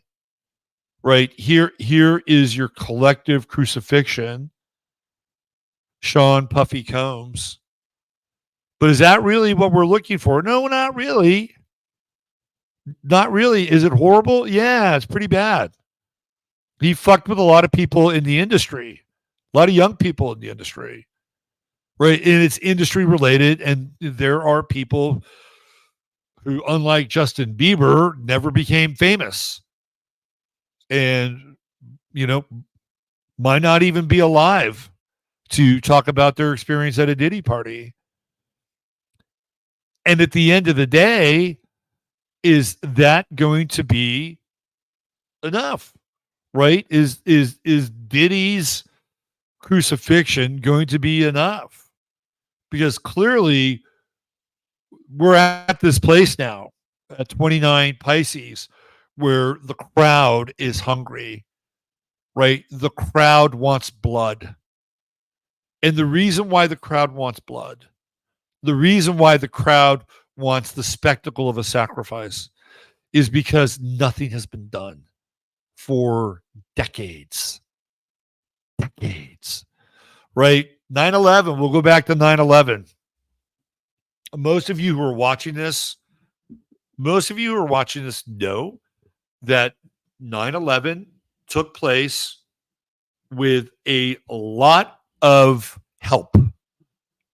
And the help that occurred with 9/11 came from within our own border and within our own ruling party at the time. I have to be careful about what I say. Right? Well, I think we can all pretty much agree on that. Even if the model that we're agreeing upon has to do with the fact that certain FBI agents had certain information in advance of 9/11 that they had passed on that conform to the public version, the mainstream version of the story. Like it didn't get to the right people, right? You could go down that path and it confirms everything we're talking about. It's kind of like Pearl Harbor, where they knew that it was going to happen. And they didn't do anything about it. Why? Because they wanted to get into a war. Now, the other part of the 9/11 equation has to do with a certain group of people who are associated with the so-called bombings. And it was, if you're paying attention, those people that they showed on the TV screen were actually live in other parts of the world. So how did they do that? Well, the answer to the question is they didn't, which means that other people were involved. And if you have done your due diligence and your dirty digging and dirty work, you will know who also was involved in 9/11. And guess what happened? We went to two wars. Afghanistan and Iraq, in order. And then somewhere along the way, we stop off at Libya when Obama's president. And then somewhere along the way, we get involved in Syria, which we're still involved with. And all these things have been happening. These are major, major events, particularly 9/11. Then you have Pat Tillman, who goes over there because he's a gung-ho, patriotic guy. And guess what happens to him? Friendly fire. Gee, I wonder why. And that just gets swept under the rug. And all these things start to happen, right? Just look at the last, 8 years. We started talking about Epstein in 2015, 2016. And a lot of people are like, oh, hey, look at this. A lot of heads are going to roll here. Really? He just winds up theoretically killing himself. That goes away. Ghislaine Maxwell. Does anybody even really think that was Ghislaine Maxwell they had on trial? Who the fuck knows? We're looking at an artist's rendition of somebody who's in some kind of a chain. Like, what the fuck is Ghislaine Maxwell? Hannibal Lecter? Like, is that who she is? She should have had a Hannibal Lecter mask on her face. So all that goes down, but nothing really happens. There's nobody does any real time around any of it, right? We have this whole thing with Russia collusion and Trump, and it's been found. They figured out who did it, trace it back to the Clintons and Hillary Clinton. Like, that whole thing was put into place. Did anybody do any real time for that? No, nobody does any time for that. Nothing ever happens. We have this election in 2020, and people are kicked in the nuts. They are dumbfounded, stunned, and we're all kind of walking around in the days like, how did this happen? Is anybody going to do anything about it? Nothing happens. Nobody does anything about it. We have the pull out of Afghanistan. It's fucking embarrassing. And we just watch all of these arms left behind, pallets of cash left behind, right? What happens? Nothing. The borders are open. We're inundated. We're inundated by gangs from Venezuela and people from an island in the Caribbean who have a unique taste in cuisine, right? Does anybody do anything about it? No. And even if you're on the so-called left and you think you're winning, did anybody do anything to Donald Trump to keep him from running again in 2024? No, that must have pissed you off a little bit if you're on the left, right? So nothing ever really happens to anybody. There's no consequence unless, of course, you're way down on the food chain, in which case you better watch your ass, right? But at that level, nothing ever happens. Nothing. And that's why people are hungry. They're hungry for a crucifixion. And nobody is perfect enough. Nobody is good enough. Nobody is good enough. This 29th degree of Neptune and Pisces, everything's just rotting. It's rotting. Everything is, the system is rotting. Our trust is rotting. People's faith is rotting, right? Now, not everybody, but by and large, that's the case. We're seeing all the corruption in all these institutions. I don't care if you're on the left or the right, you're watching it, you're seeing it, you're paying attention. Neptune 29, everything is rotting.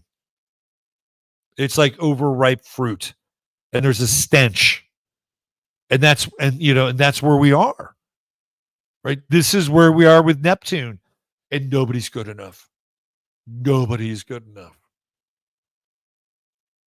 Like I asked Derek Bros about Thomas Massey. Well, I interviewed him. That's what he said. What'd you think? Well, he seemed like a nice guy, even though he believes in government. Like Thomas Massey, to me, I don't know him personally, but I've seen enough about Thomas. He seems to be one of the most honorable people I've ever seen in the public eye, ever. Right? Like the guy can't be bought. He cannot be bought. And he loses his wife. For some people, what they would do? They'd pack it in. His wife was his soulmate. He built everything with her. After a period of time, what does he do? He comes out swinging. And he's proposing all these bills. And, he's having a podcast with Nicole Shanahan. And they're talking the same language. And he's just a nice fucking guy. That's all he is. A nice guy. Now, I know you got a platform and I know you got a book to sell, and I respect the fact that you want to opt out and build some other kind of structure. Hey, I respect that. Go do it, right? But to just brush Thomas Massey off as a nice guy, that's what I'm talking about. Neptune and Pisces, 29 degrees, nobody's good enough. Everybody is a fucking villain, right? Everybody's a villain. Everybody who has some degree, there are people who love what Candace Owens is doing. There are people on the so-called right and in the truth movement who don't. They don't like what she's doing. They think she's a fraud. They think she's piggybacking on other people's work. And it's like, will we ever be fucking happy when somebody stands up and says something? It's amazing. It boggles my mind. And guess what? I have my own issues with it too. Would I like RFK Jr. to wake up and smell the coffee around Palestine and Israel? Of course I would. And maybe he will. Maybe he will. Maybe he's so compromised that he can't. And that could be problematic, couldn't it? Unless, of course, you're in a position of power, in which case you might be able to flip the tables. And I'm not saying that's what's happening. But this is where we are now. This is when you look around, if you go into, the black pill cul-de-sac, you will be embraced by people who are already there, who champion this idea that everything is fake. The government's fake. It's a uniparty. Everything's fake. Right? You'll be embraced by those people. They'll congratulate you. You'll get kudos for it. You say, "Oh, gee, David Icke retweeted me." He did that with High Impact Flicks, by the way. This guy gets it, right? He's basically saying everything's fucking fake. David Icke retweeted him.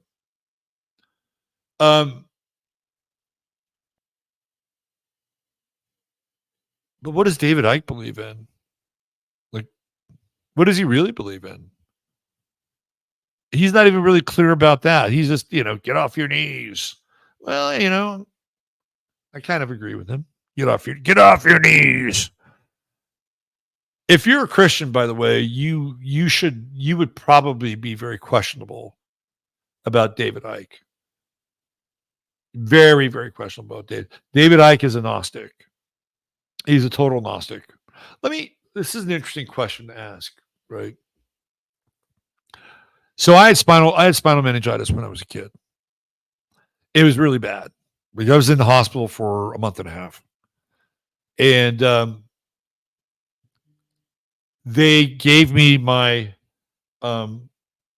last rites and baptized me at the same time. And what was funny about it, I did the math on it, and it was in the month of Pisces. So I was about 6 months old. So this would have been March of 1961, and I was in very grave condition. So everybody came. They brought the minister in, the father is Episcopal, right? And everybody prayed for me, and I got baptized, and he actually gave me my last rites. And the next day, I was standing up and trying to take the IV. I was in an oxygen tent. I tried to take the IV out of my ankle. So some people would say, well, that was a miracle.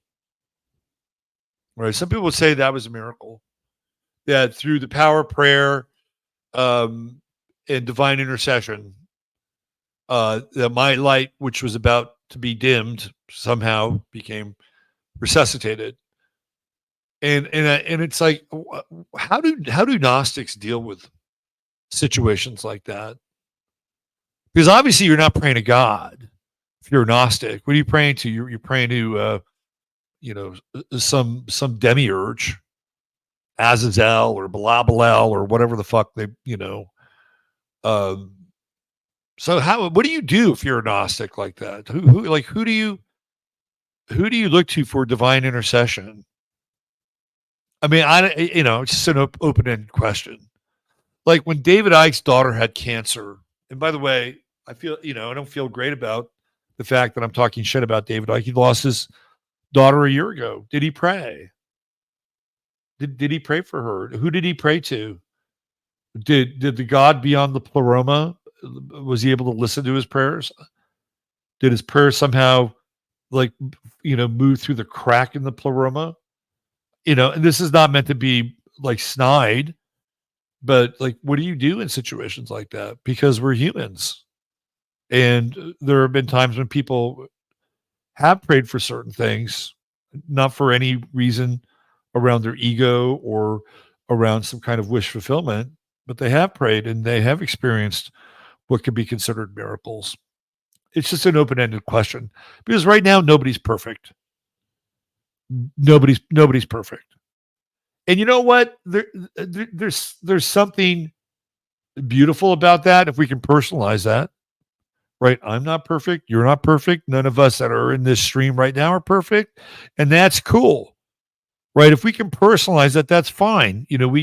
We have the ability to give each other a little more latitude.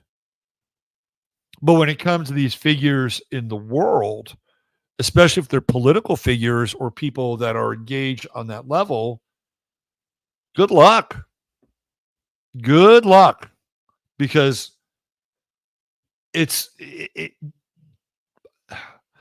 nobody can walk on water. Nobody can walk on water.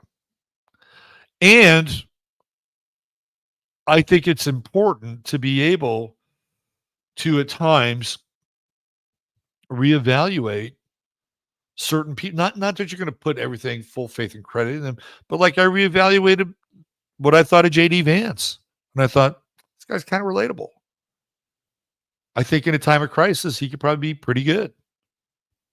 I'll have to update my program on JD Vance. And I think, if anything, that's where we are right now. There are some people that you don't have to update the program on. Yuval Noah Harari, you don't have to update your program on him. I'm sorry.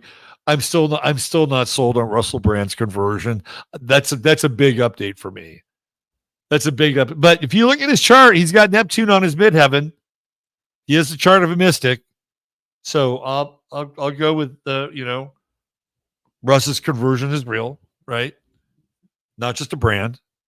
But I feel like this is where we are right now. I feel like we've just come to this place where everybody has this blemish, and it's weird because you could be in a group, right? Like I could sit down with Derek Bros and we would agree on no fluoride in the water. Like there's a lot that Derek Bros and I would agree on, a lot. And yet there would be some fundamental things that we would disagree on. And I think the real challenge for us, and this is kind of where I'm taking tonight's talk. The challenge for us in the world that we're living in is that we need to find allies that may not get the thing that's absolutely perfect, but they get enough of the thing that's perfect, right? Like I'll use Derek Bros again as like a barometer. Like I can say, okay, well, in some ways, Derek Bros and I could be allies because we believe more in enough of the same thing than the other things that we may not believe in. Now, I'm not saying he would be my ally. I'm just using him as an example. But I feel like we're kind of at this place now where we're going to have to build some of these relationships that are going to be based on some degree of trust and faith, especially the closer Saturn gets to Neptune. We'll find more of that. But I feel like because if we continue to go down this path, we're just all going to be completely fragmented. We're all going to be in our own little echo chambers, and nobody is ever going to be good enough for any of us outside of our echo chambers. And that's exactly what these filthy social engineers want for us. They want us to be arguing about certain things. And I know it's hard because some people are just, not ideologically predisposed in a way that maybe they might need to be. Like, Whitney Webb, well, she talks about, I've heard this before. Well, she talks about Zionism in Israel all the time. Well, that's nice.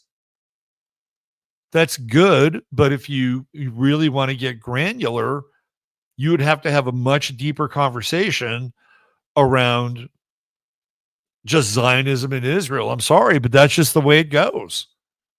Right? It's just the way it goes. And you can have these kinds of labels and talk about things at a 40,000 foot view, but it doesn't necessarily mean that those things make that person a complete package. Right. And I'm not saying that Whitney Webb, has to pledge her allegiance to Hitler either. Right. I'm not saying that at all.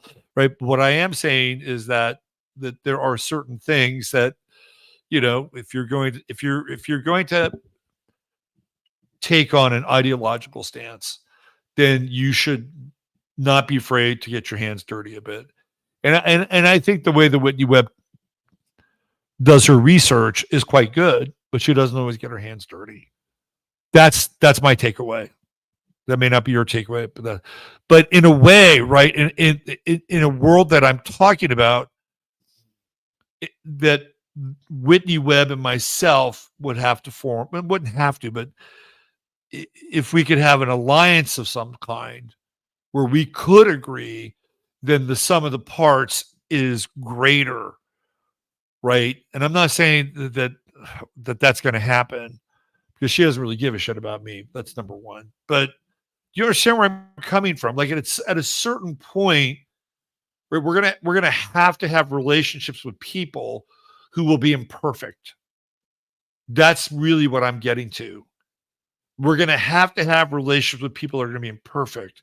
And we may be imperfect to those people as well. And these people in the public sphere may be imperfect as well. But we're going to have a relationship with them on some level. And then we're going to have to deal with those imperfections if they get in the way. Or they may wind up becoming less imperfections and more uh, evidence that they're turning a corner and that they're actually looking at the world through a different lens. And, and I'm open to that. I am open to that. And if and when this thing happens called the election and whatever goes down after it, we're going to have to deal with it. Last week, I think it was on I think it was on a show this week. I talked about the potential of having to deal with a Kamala Harris presidency, right? It's like, okay, well, what happens if Kamala's president? And can you prepare for something like that? Can you have a mindset of, okay, well, if Kamala Harris is president, I'm not going to be surprised by it, right? I'm not going to all of a sudden have another 2020 moment where you wake up in the morning and Joe fucking Biden's president when you went to bed that night and it was looking very much quite the opposite. So the idea is to have presence of mind and the right approach, right? The right approach to things. So I talked about that. And I think that that's an important conversation that everybody should have just in general, right? Like, I'm not going to get too deeply into that in the show.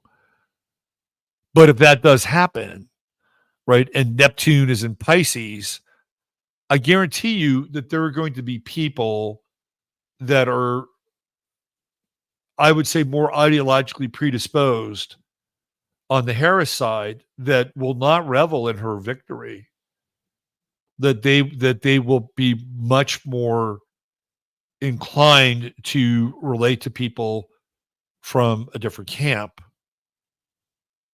So just keep that in mind, right? Keep that in mind. And some of these people who we're going to have to deal with at a higher level are clearly imperfect. There's nobody that could play the perfect political role and be completely flame retarded, except for maybe Thomas Massey.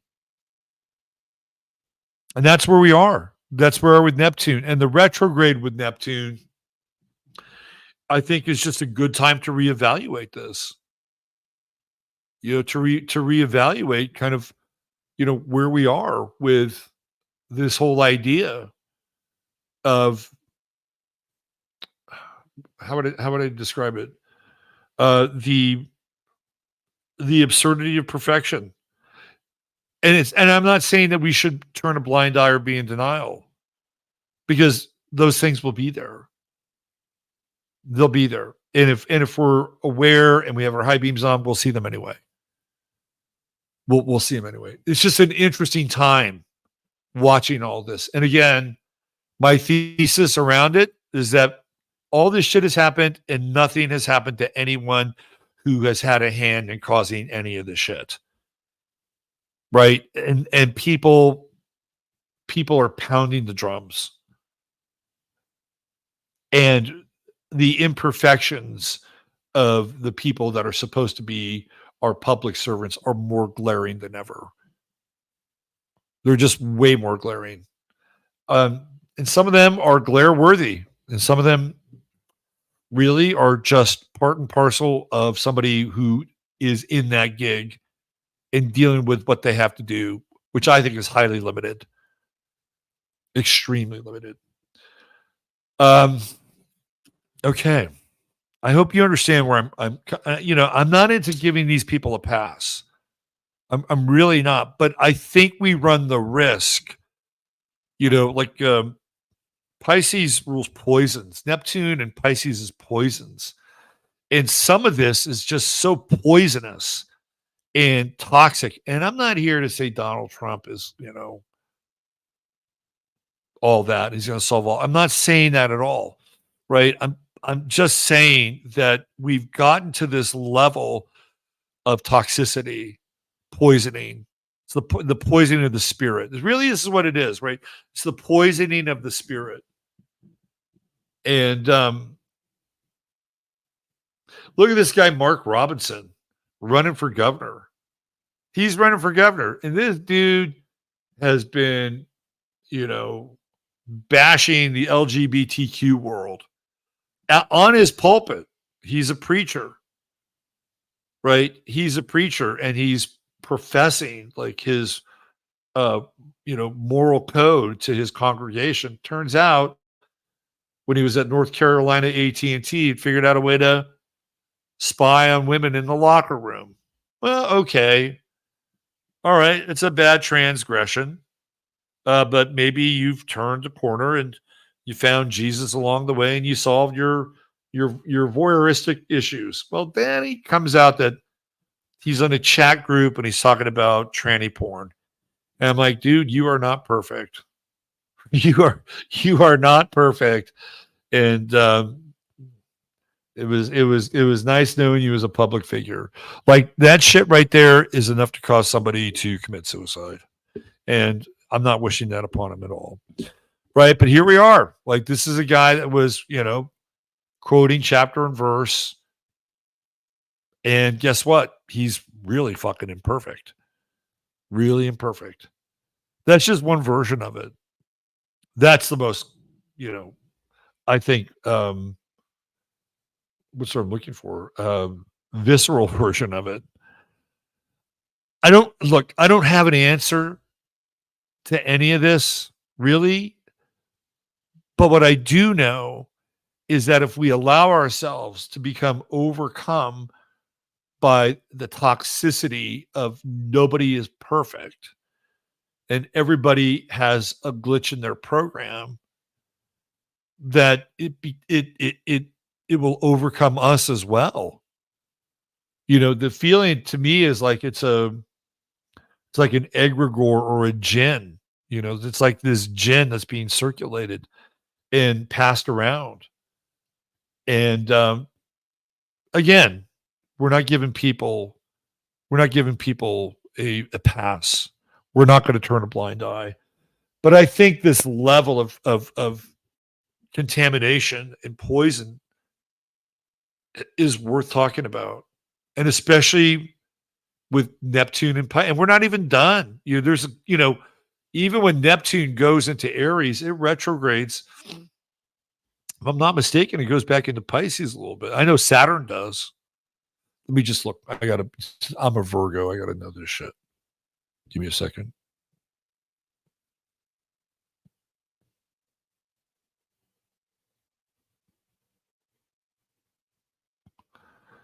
Oh, come on, browser.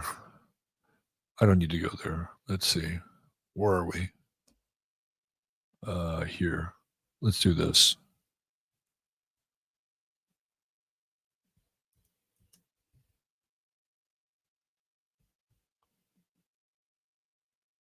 Okay. So I'm just looking at the Neptune transit. In part, I feel like Candace Owens was with Rabbi Shmuley. Oh, you have to use a computer? That doesn't count. Pierre, she's using a computer. If you were a real astrologer, you would already know this by now.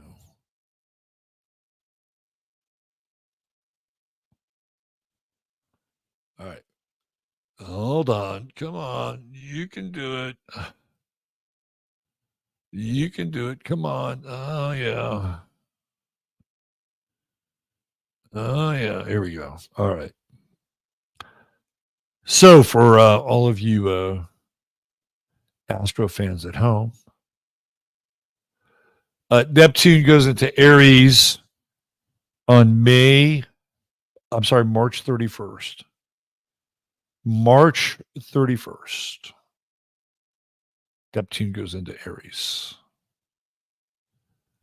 Saturn will follow shortly thereafter on May 22nd, at which point Neptune and Saturn will be conjunct. It's a big deal. A very big deal. Neptune goes retrograde. It goes back into Pisces on the 23rd of October, so basically a little over a year from now.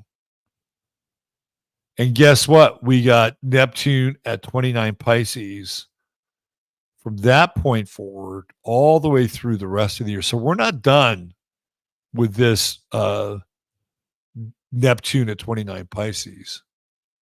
Nope. Nope. Oh, come on. We're just getting started. No, we're not just getting. It's been here for a while, but you're experiencing it. It will remain in Pisces at 29 degrees until the 25th of January. I'm sorry, 26th of January in 2026. So let's see. Actually, it's the 27th. So 1/27/26. Neptune will finally be in Aries. So essentially from October 23rd to January 27th, we have one more Neptune retrograde cycle. Saturn also retrogrades back into Pisces and is finally in Aries for good on February 15th, Valentine's Day of 2026. So we have a lot of forward and backward motion with Saturn and Neptune, and then they finally link up. And it's almost exact. It's on the 15th of February in 2026. So what it feels like to me, again, is that there is a tremendous amount of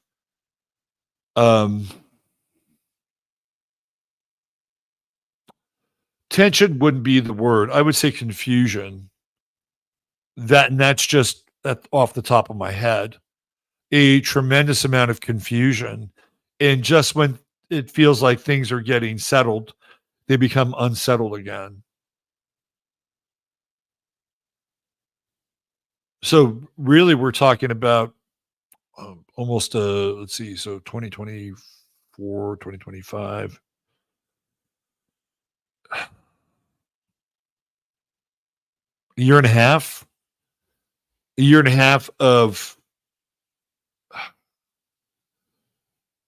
fluid change, but not change, right? Like we're moving ahead, but then we get brought back, and it feels like we're back here again. We're dealing with these same things, and we thought we had dealt with them before. Here they are again. And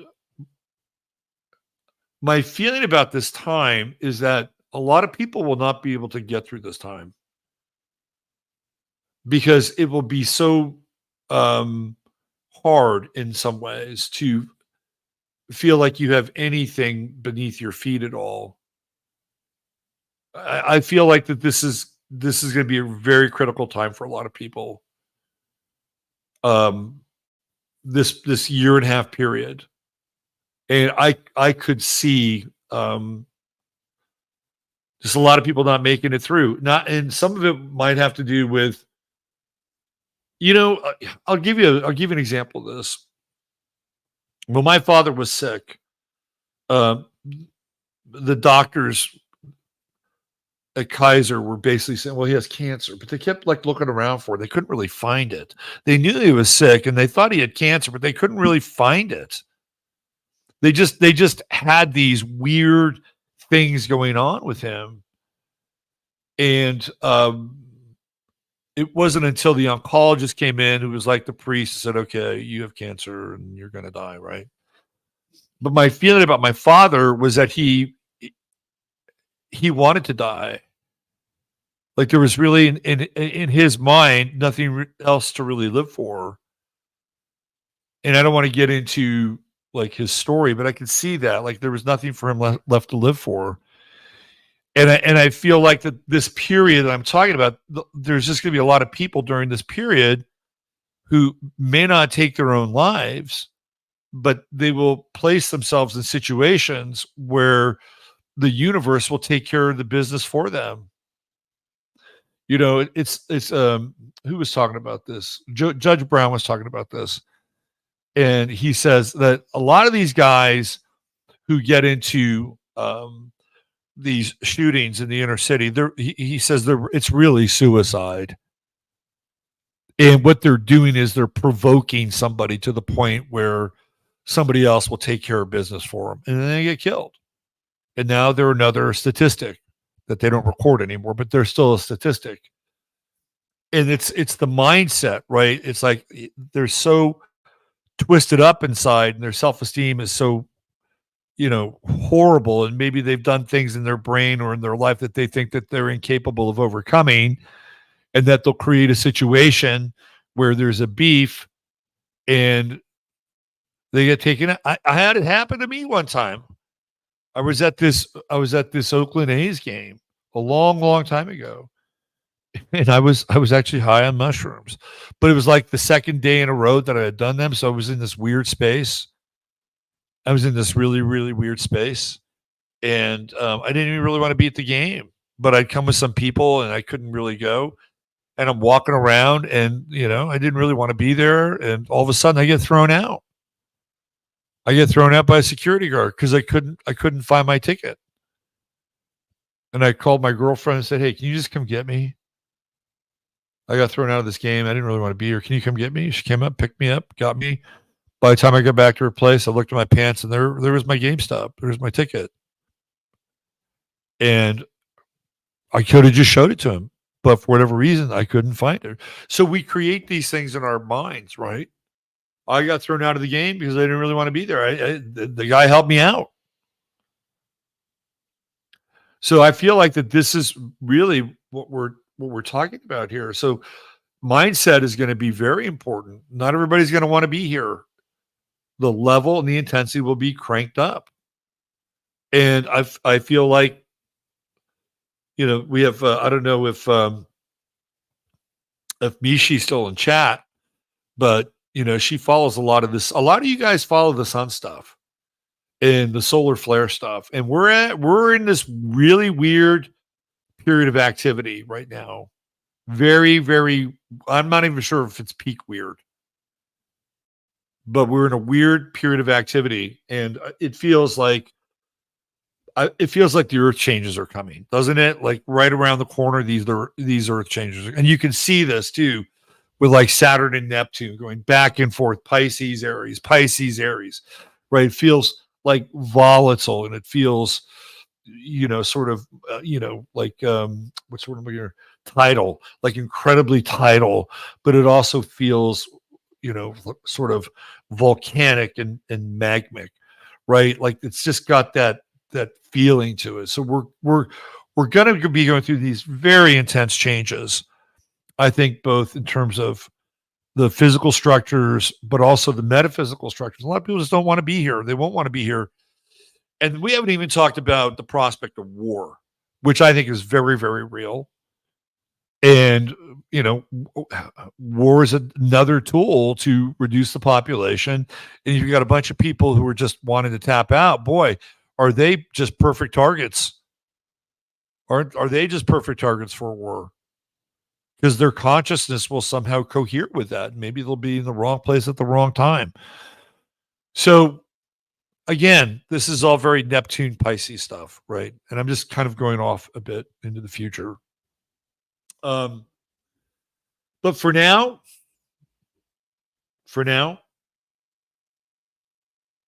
it's September 22nd, and it's the equinox, and we're here to find balance. And that's what that would be my message here as I begin to kind of, round this thing around the corner and bring it home. We got to find balance. And I think everybody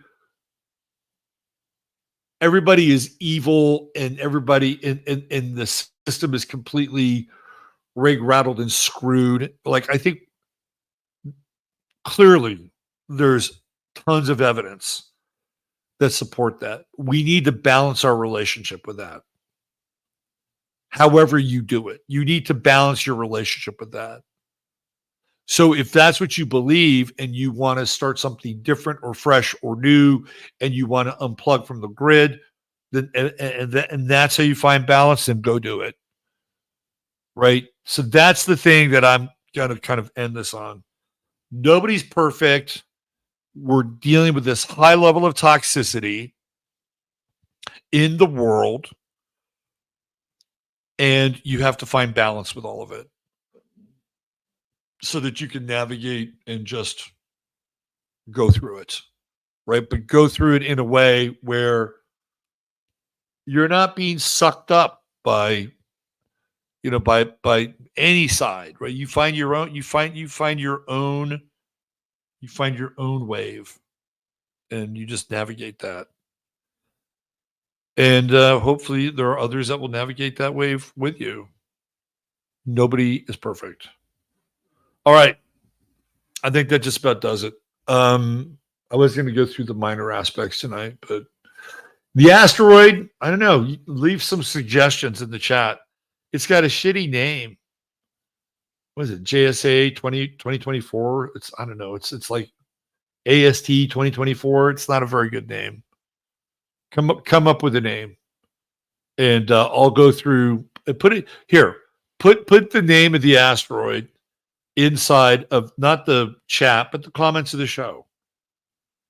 And I'll tell you what I'll do is I will go to Twitter and I'll run a Twitter poll, and we'll do like a March Madness thing, and we'll vote on the name for the asteroid. But it won't just be one or two. I'll take about maybe 6 and put them in an elimination pool, and then we'll have that asteroid as it'll be our asteroid. We'll adopt it. We'll adopt the asteroid for 2 months. AST 2024 is just so cruel and inhuman. Even vagabond asteroids need a home, need a hug. They've come here from, a long ways out there in the vast ocean of space. So, what would Jesus do with this asteroid? Jesus would embrace this asteroid and say, asteroid, you are my brother. You are my brother. And when you are done here, you will continue God's work, being the best asteroid that you can be. All right, I'm done. Thank you for being here and listening to me go on and on here about Neptune. I appreciate it. Mods, thank you very much for all you do. Chataria, you're the best. And I'll be seeing you guys soon here in Hill Country who are coming. I will be on Locals after the show, so you can hit me up over there. I'll be posting some stuff. I won't be doing a stream or anything, but I'll be on Locals after the show, and that's about it. Treat each other well, God bless, and use your head in order to discern what's real. Your heart, 2-step what's possible. I'm Robert Phoenix. You take good care, and